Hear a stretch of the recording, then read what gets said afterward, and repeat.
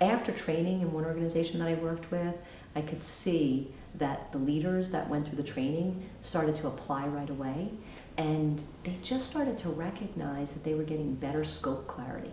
So that even if they didn't use the other tools, then they had a tool in their toolbox that could actually give them a conversation as to what are we actually doing. Gets everybody to start on the same page. So that was one of the key pieces that we needed to actually do for them. Others tapped into the fact that, oh, this is the way I can actually create an integrated schedule. And they actually had the scope, but they started to look at the handoffs and the interdependencies.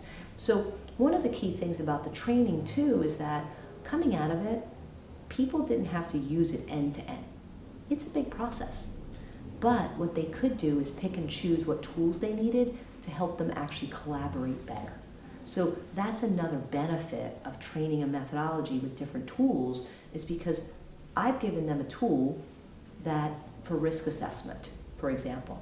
A lot of people love that tool. It's a great, easy way to think about what's going to go wrong in your project, what do you anticipate, and how do you overcome that?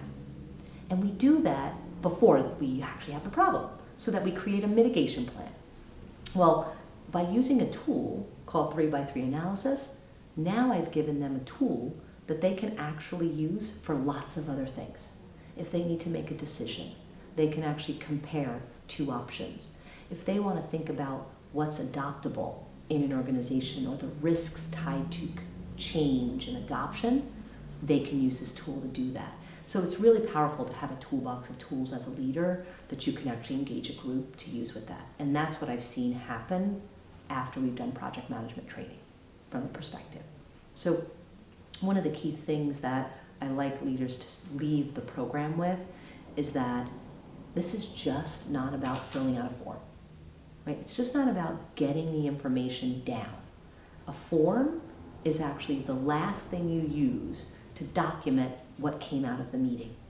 So from that perspective, if you've brought your team together and you've defined scope, you'll document that scope on a scope definition form. If you just take a picture of what the team did, that's documenting it as well.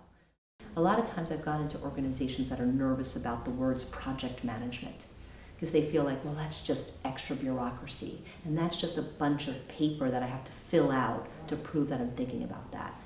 This is really project planning, right? And that's a key skill that every leader in a matrix needs to have, because whether you've got the title of project leader or not, most of the time in your career, you're leading a project.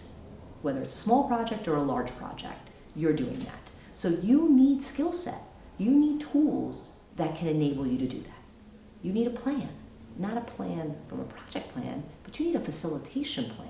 So when I get a group together, if I've got a methodology to follow that's easy to follow, my planning is going to go much faster. And I'm going to get a better result at the end. And my team actually is going to be bought into it because they created it. So what it does is it shifts to not my plan as the project leader, but to our plan. And my role as the project leader is to facilitate the group to create it and then help them, enable them to actually execute upon it.